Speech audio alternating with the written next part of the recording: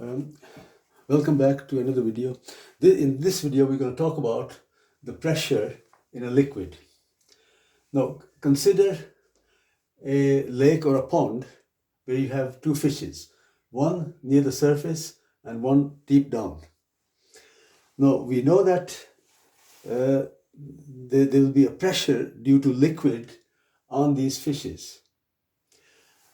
Now, the pressure on this fish is much smaller because there's only this amount of liquid on top, which is pressing it down. So the pressure is caused, and the pressure on this fish will be much greater because there's all that liquid that is pressing down on it. Now, does that mean that the liquid pressure is only from the top? No, the answer is no, because liquid water is a fluid, okay, which can flow around and press you from all sides. So the pressure is acts equally in all directions. Now here the pressure increases with depth, and we can illustrate this by a simple experiment like this. If you take a tall vessel like this and make three holes, one at the top, one in the middle, one at the bottom, and then you allow the water to come out, and you'll find that the water at the bottom one goes at a much greater distance. Okay, it squirts out at a much greater distance. This one less, and this one the least, because the pressure pushing on this is much greater. Therefore, it goes much further. So that illustrates. Now here, the height of the column above the fish is much greater than this one. The height of the column of water above the fish is less, so there's less pressure. Here is much more pressure. And the third one is pressure is transmitted throughout the liquid. Now, whenever you push the liquid, okay, it will transmit pressure. Now, we can show that by a simple experiment, like if you take a plastic bag, fill it up with water, okay, and make some holes in it, and you squeeze from the top.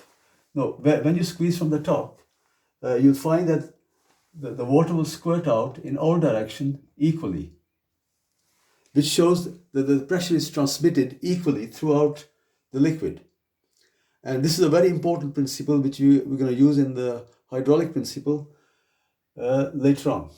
But before we do that, we want to know what does this pressure depend on. Now, the pressure, of course, it depends on the depth of the liquid, okay, or the height of the liquid column above. So we say that the pressure is equal to the height. It depends on the height, it's proportional to the height. The greater the height, the greater the pressure. It also depends on the density of the liquid. Now, if this liquid is water, okay. Now, if it was a denser liquid like mercury, the pressure below the surface of mercury will be much, much greater because it has a greater density. It will be pushing it down with a much greater force. So it also depends on the density. And we use the symbol rho, which is a Greek letter rho for density. The AQA board used that, and I think the other boards, it's a standard symbol. So we're going to stick to that. So it's H times rho, which is the density, times, and it also depends on the force of gravity.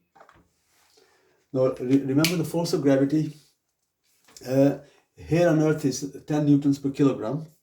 But if you were on Jupiter or on a different planet where the force of gravity is much greater, the pressure will be at the same depth will be much greater. Okay, because the weight of the liquid will be greater. The weight depends on the force of gravity.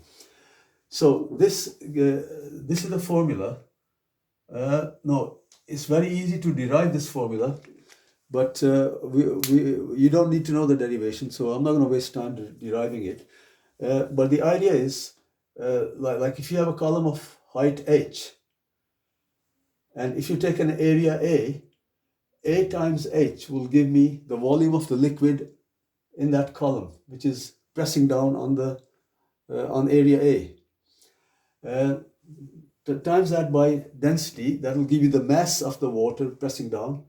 And if you multiply by gravity, G, that'll give you the weight of the water, which is the force which is pressing down. And then when you divide by area, you'll get this formula. It's height times density times gravity. The height is measured in, we can write down the units.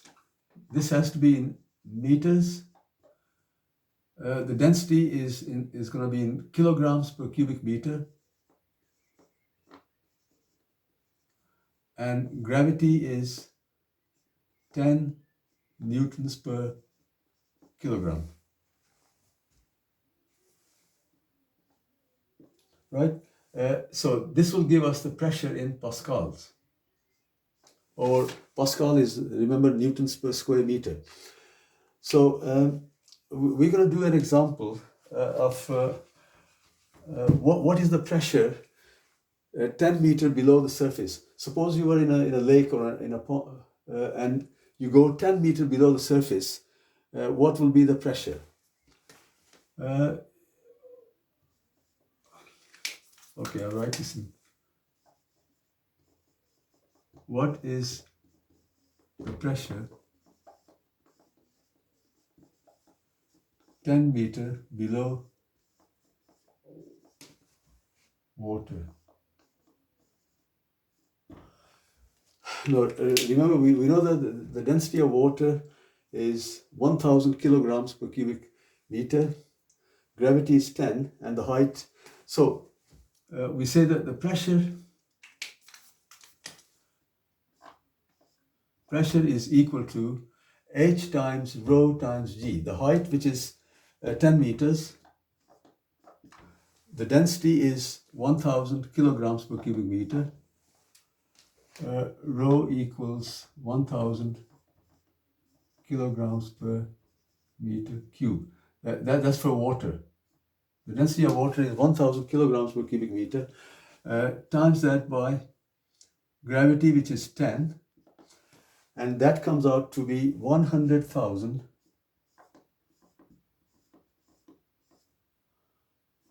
Pascal, PA, or which is equal to 100,000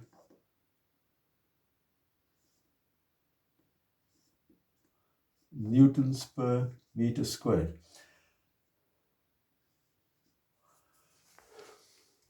Now, remember, Pascal is newtons per square meter.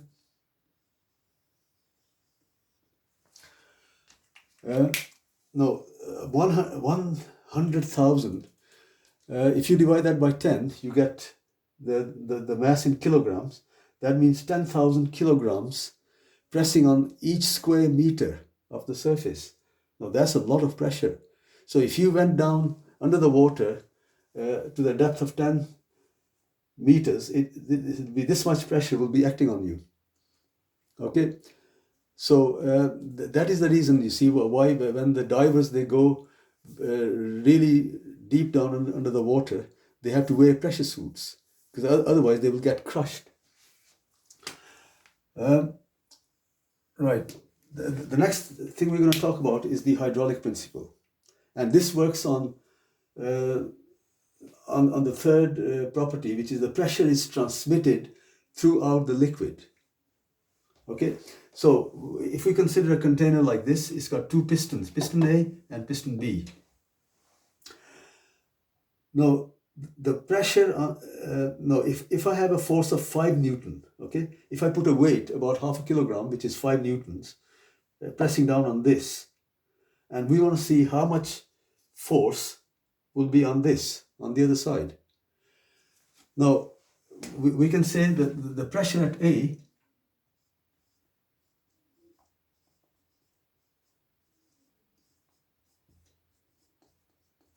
No, remember pressure is force divided by area. The area of this piston is 10 square centimeter. So the pressure is going to be 5. The force is 5 divided by 10.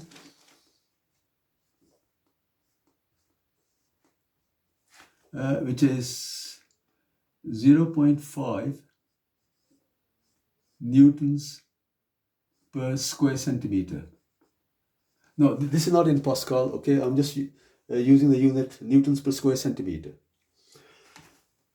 Now, what will be the pressure at B?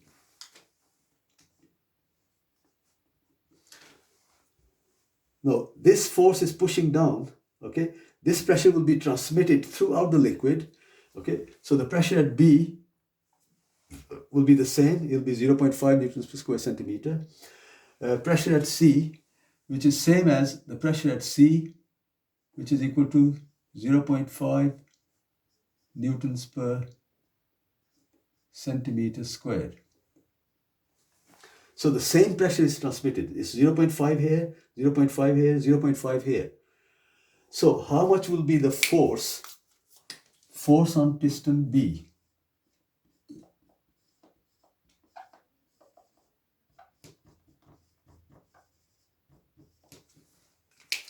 No, the force on piston B is going to be F, I'm going to call that FB, is equal to the pressure multiplied by the area. Now remember, it's exerting the pressure, the same pressure, which is 0.5, okay, and times by the area. The area of the piston is 100, so it's going to be 0.5 times 100, which is 50 newtons. Can you see? But just by exerting a force of 5 Newton, I can lift a load of 50 newtons on this side. Or half a kilogram here can lift 5 kilogram on the other side. It's 10 times. I've multiplied the force 10 times. Okay. Now, if I had made this area even bigger, I can get the force even bigger. Now, this is a very, very important principle, and it's used in so many places. Like, for example, the hydraulic car jack, okay, works on this principle. The hydraulic presses in factories, which compress the cotton bale, or there are lots and lots of examples of this, and it's a very important principle, and it relies on the transmission of pressure through the liquid, because the liquid transmits pressure. Now, just summarizing these, okay, if you can answer some question. Why is it easier to fill a bucket from downstairs tap than the upstairs tap? If your water tank is upstairs, well, the reason is because downstairs the pressure is much greater because of the greater height, okay, the greater depth.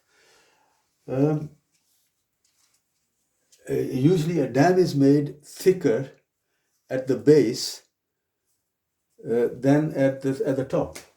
Okay, remember the dams, they look something like this. When they build the dams, at the bottom, the dam is much thicker than at the top. What's the reason for that? Well, for the same reason, because the pressure of the water, okay, if this is the water, the pressure here will be much, much greater.